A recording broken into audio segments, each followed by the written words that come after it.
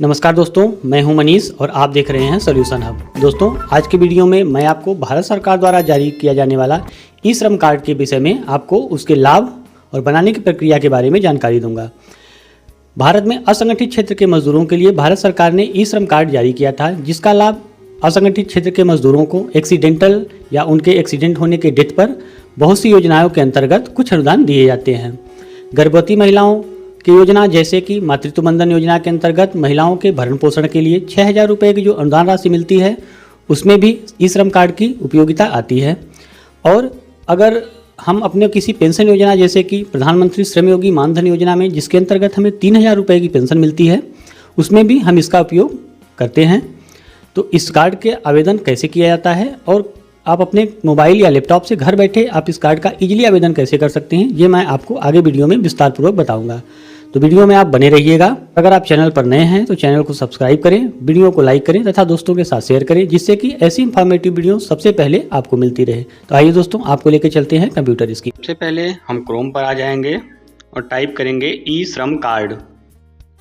ई श्रम कार्ड लिख के हम सर्च करेंगे। जो आपके सामने पहली वेबसाइट खुलेगी eShram.gov.in की, आप सिंपली उस पर क्लिक कर देंगे। आपके सामने कुछ ऐसा इंटरफेस खुलेगा। गो टू मेन पेज के ऑप्शन पे हम क्लिक करेंगे। कॉर्नर में आप देखेंगे यहाँ पे CSC से अगर रजिस्ट्रेशन करा रहे हैं तो वहाँ से लॉगिन होगा। अगर आप खुद से कर रहे हैं तो सेल्फ रजिस्ट्रेशन वाले पोर्टल में जहाँ ब्लिंक कर रहा है वहाँ आप अपना आधार रजिस्टर्ड मोबाइल नंबर डालेंगे। नीचे एक कैप्चा फिल करेंगे। आप EPF या स्टेट कॉर्पोरेशन ESI के एम्प्लॉय नहीं हैं तो आप नो पे क्लिक करेंगे और सेंड OTP के ऑप्शन पर क्लिक कर देंगे। आपके मोबाइल पर एक 8 डिजिट का OTP प्राप्त होगा। आप वो OTP इस बॉक्स में डालेंगे। नीचे आप कैप्चा जैसे भी स्मॉल कैपिटल आपको दिखेगा, आप वो कैप्चा अपना यहाँ पे फिल करेंगे और सबमिट बटन पर क्लिक कर देंगे। अब आपके सामने कुछ आधार KYC का ऐसा पेज ओपन होकर आएगा। इस बॉक्स में आप अपना आधार नंबर डालेंगे। नीचे आप 3 वेरिफिकेशन ऑप्शन है, फिंगरप्रिंट, आइरिस या OTP, जिस माध्यम से आपको करना हो आप वो ऑप्शन टिक करेंगे। हमने OTP टिक किया है। नीचे बॉक्स में हम अपना कैप्चा डालेंगे। आई एग्री वाले बटन पे टिक करेंगे, कंसेंट पे, और सबमिट बटन पर क्लिक कर देंगे। अब हमारे आधार रजिस्टर्ड मोबाइल पे हमें एक 6 डिजिट का OTP मिलेगा, जिसे कि हम इंटर OTP वाले बॉक्स में फिल कर देंगे। नीचे वाले बॉक्स में हम जैसे ही स्मॉल कैपिटल हमको कैप्चा जैसा ही शो कर रहा है वैसे हम 8 डिजिट फिल कर देंगे और वैलिडेट के ऑप्शन पर क्लिक कर देंगे। अब आप देखेंगे यहाँ हमारा आधार के अकॉर्डिंग जो भी डिटेल है वो आ गया है। कॉर्नर में आप देखेंगे हमें 6 स्टेप में फॉर्म को कंप्लीट करना है।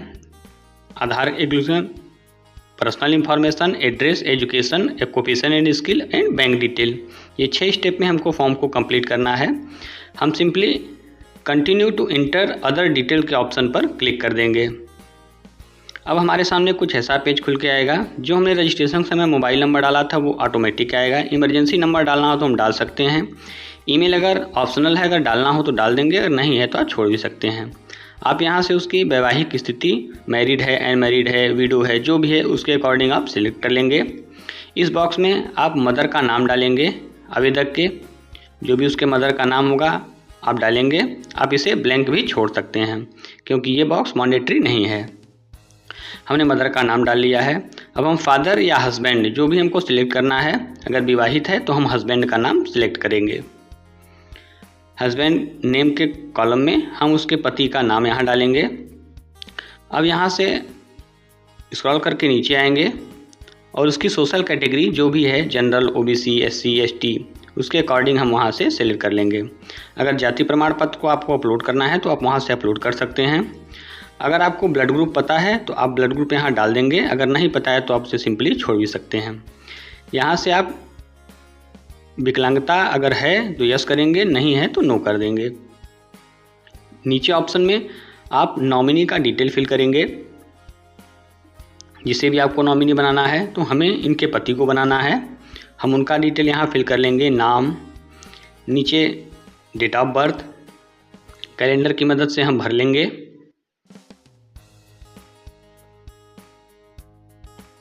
कैलेंडर के ऑप्शन पे क्लिक करेंगे और यहाँ से हम उनका डेट ऑफ बर्थ सेलेक्ट कर लेंगे। नीचे नॉमिनी का जेंडर जो भी है, मेल फीमेल या ट्रांसजेंडर, हम वो सिलेक्ट कर लेंगे।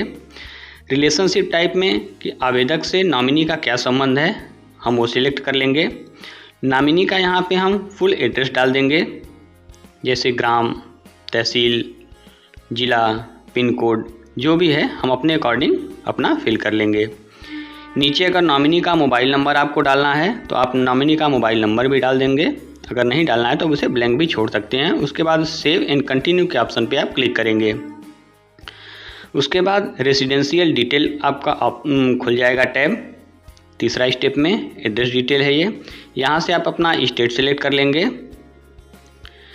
उसके नीचे आप अपना डिस्ट्रिक्ट सेलेक्ट कर लेंगे और स्टेट की स्टेटिफिक आईडी कोई है तो अगर आपके पास है तो आप डाल देंगे, अदरवाइज उसको ब्लैंक भी आप छोड़ सकते हैं। करेंट एड्रेस में आप रूरल हैं या अर्बन हैं अपने अकॉर्डिंग सेलेक्ट कर लेंगे। हम ग्रामीण हैं तो रूरल सेलेक्ट किए हैं। यहाँ से हम अपना फुल एड्रेस जैसे गांव का नाम, पोस्ट ऑफिस, नीचे स्टेट सेलेक्ट कर लेंगे हम अपना। उसके बाद हम उसके नीचे अपना डिस्ट्रिक्ट सेलेक्ट कर लेंगे। उस स्टेट में जितने भी डिस्ट्रिक्ट हैं वो स्टेट के सिलेक्ट के बाद ऑटोमेटिक आ जाते हैं, हम वो अपना वहाँ से ड्रॉप डाउन से चूज कर लेंगे।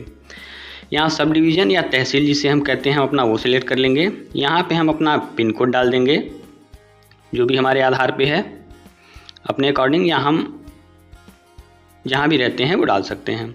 अब आपसे पूछ रहा है कि आप इस स्थान पे कितने दिन से निवास कर रहे हैं, तो इनकी शादी हुए 4 से 5 साल हो गए हैं, हम 4 से 5 साल सेलेक्ट करेंगे। नीचे सेम वही परमानेंट एड्रेस अगर आपका सेम है तो आप सेम डाल देंगे, अगर कोई दूसरा है तो आप दूसरा डाल के सेव एंड कंटिन्यू के ऑप्शन पर क्लिक कर देंगे। अब यहाँ पे आपका एजुकेशनल क्वालिफिकेशन का डिटेल खुल गया है।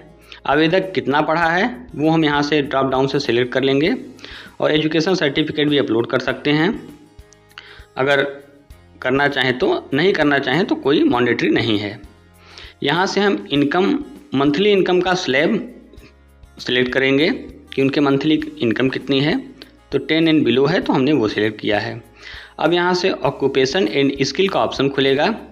इसमें कह रहा है कि आप किसी ऐप बेस्ड सर्विस में काम करते हैं जैसे ओला उबर में, तो आप यस या नो अपने अकॉर्डिंग सेलेक्ट करेंगे। नीचे प्राइमरी ऑक्यूपेशन में आप जो भी काम करते हैं उसका कुछ वर्ड डालेंगे तो ऑटोमेटिक नीचे आ जाएगा, आप वहाँ से सिलेक्ट कर सकते हैं। अब आपसे पूछ रहा है कि इस काम में आपका कितने साल का एक्सपीरियंस है, आप ड्रॉप डाउन से वो सिलेक्ट कर लेंगे। सेकेंडरी एजुकेशन में अगर आपके पास कुछ है तो आप सेम डाल के आगे बढ़ जाएंगे और सेव एंड कंटिन्यू के ऑप्शन पर क्लिक कर देंगे। यहाँ से आपका बैंक डिटेल पूछ रहा है, इसमें दिख रहा है बैंक सीडेड विद आधार, अगर आपका बैंक आधार से लिंक होगा तो यस ऑटोमेटिकली यहाँ पे शो करेगा, अगर नहीं होगा तो नो शो करेगा। अब आप नीचे बैंक का डिटेल डालेंगे, यहाँ पे बैंक अकाउंट नंबर इस बॉक्स में आप फिल करेंगे अपना। नीचे सेम वही अकाउंट नंबर आप कंफर्म बैंक अकाउंट नंबर वाले ऑप्शन में डालेंगे, ध्यानपूर्वक डालेंगे क्योंकि ये मैच होना चाहिए। अकाउंट होल्डर का आप नाम डालेंगे,